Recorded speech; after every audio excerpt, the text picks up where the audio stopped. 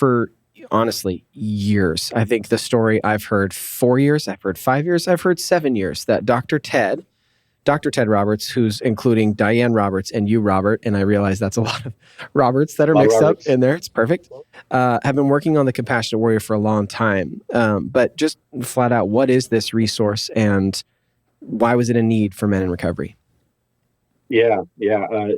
I think a lot of the ideas that are in there are things that Dr. Ted has been, stewing on, percolating on, some other cooking analogy on for a long time. And I feel like it was maybe 6 to 7 years ago that we had a counselor's annual meeting where we're doing some continuing education. And Ted was like, hey, we need to write this book. and then, a lot of work and love and sweat and tears went into it since then. And so, the book it's a workbook, as well as weekly tools, and really it's meant as a follow-up to 7 Pillars, but it really, I think, and obviously you guys I'd love to hear how you phrase this, just continuing down the road, right? It's for guys that have already been in recovery for a while. They've been working through things, trauma, learning tools, gaining sobriety, but it's kind of like, how do we continue that? How do we perpetuate it? And for a lot of guys, they get to a place after the 7 Pillars where they are kind of like, what's next? And they feel a little stalled out. And so, wanting to build more durability in their recovery around sobriety, but then also just emotional health. And so this resource, the Compassionate Warrior, really helps them in that moment. And it does it in a really cool way to help them, help guys see themselves in their own story, right? Kind of in this, creating a coherent narrative. Yeah, I remember, Bob, when I came on staff was probably about the time you were hearing about this resource for the first time at a counselor's team meeting, and I was hearing about it from Ted directly, we're going to write this workbook, and I'm like, great, let me know when you got a rough draft, and we'll talk it over.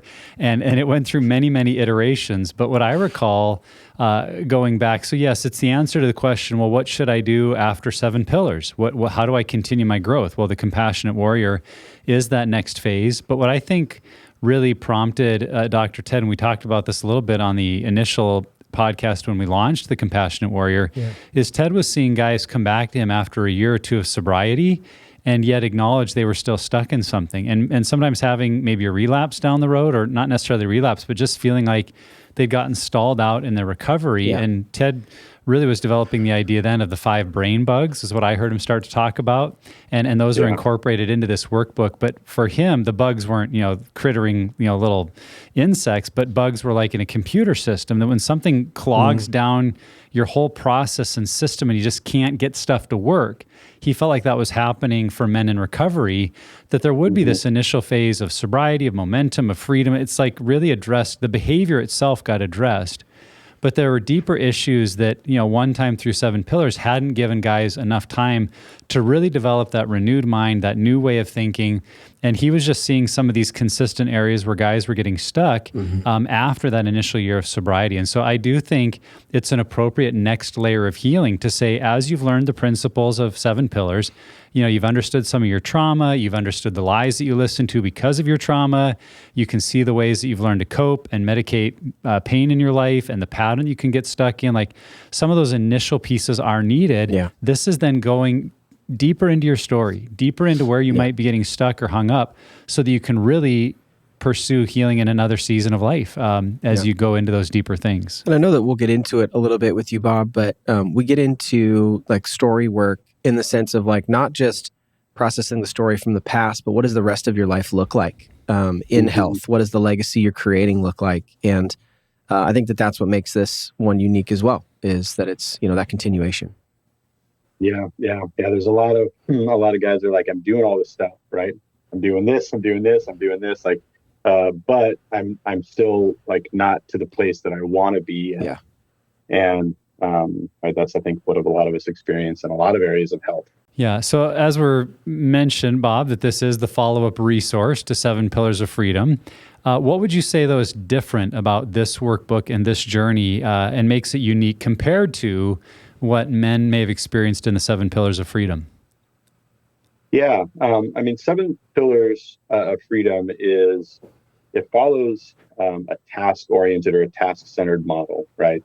And in the way that it's laid out and in the ideas behind it, very adjacent to Patrick Carnes' work with task-centered recovery.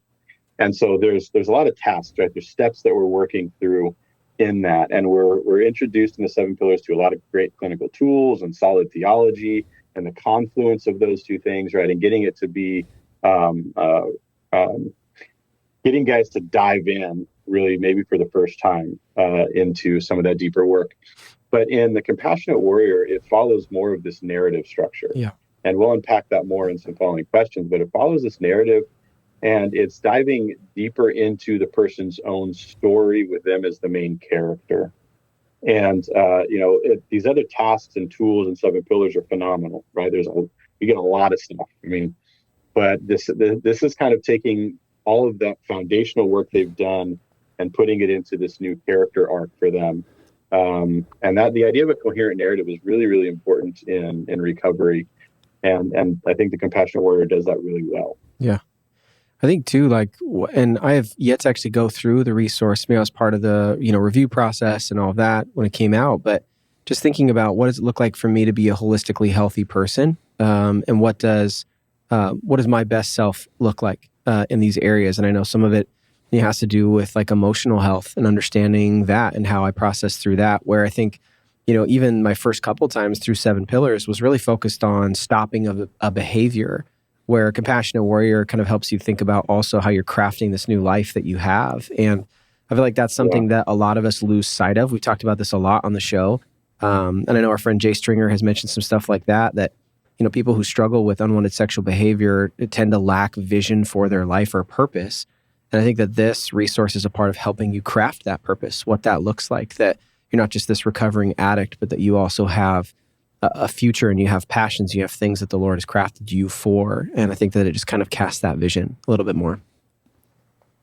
Yeah, I think a little bit of the illustration of like a construction project. And right now there's a huge housing project going on across the street from my house. So it's on my mind a lot. And there's beeping trucks every morning. Constant illustration. Yeah. But, when you start a construction project with just bare ground, it's kind of the chaos of addiction. Like things don't make sense. You're doing the stuff you wish you didn't want to do. Like there's just nothing there that's helpful. And in the 7 pillars of freedom, it's like you clear the ground, you put in the foundation, and you get the framework for the house. And it is so much progress. It is so much better. It's like, oh my gosh, they're like, this looks like a house now. But if you drive by construction, there's all the stages where it looks like a house, but it's a long way from complete. Like there's still no windows, there's no doors. It still needs shingles and siding and paint and like all the things that make it look like a home. You'd say, oh, I want to live there because now it looks ready. In some ways, 7 pillars is that framework. And I think the Compassionate Warrior is kind of putting the life into that framework. As you said, Bob, like understanding your story. In the 7 pillars, you probably identified some trauma, which for a lot of us as men was maybe the first time we even considered we had much trauma. And we started to understand it. Well, the Compassionate Warrior, you're going to start to frame that as part of your story and understand deeper maybe the lies you listen to and how that's impacting other parts of your story, and then processing how do I then take that into my relationships or into my marriage, and what does it look like for me to unravel some of those false patterns that I've learned and begin to relate to people in healthier ways, and how do I get other people's help around me to mentor me and guide me along that process, because I am still a long ways away from completed, and we've talked about we're always in process, but I think the Compassionate Warrior is it's going to start to put some new life and texture and form to good pieces that are there, but aren't quite to a place of completion or of being really something that will be your new pattern. I know that was Ted's heart too in this. He said he wants to make sure this becomes a guy's new pattern for life, and I think 7 pillars sets you up for that, but it doesn't maybe give you the keys to make it a new normal for a lifelong pattern. So that's really, I think, what's happening in the Compassionate Warrior.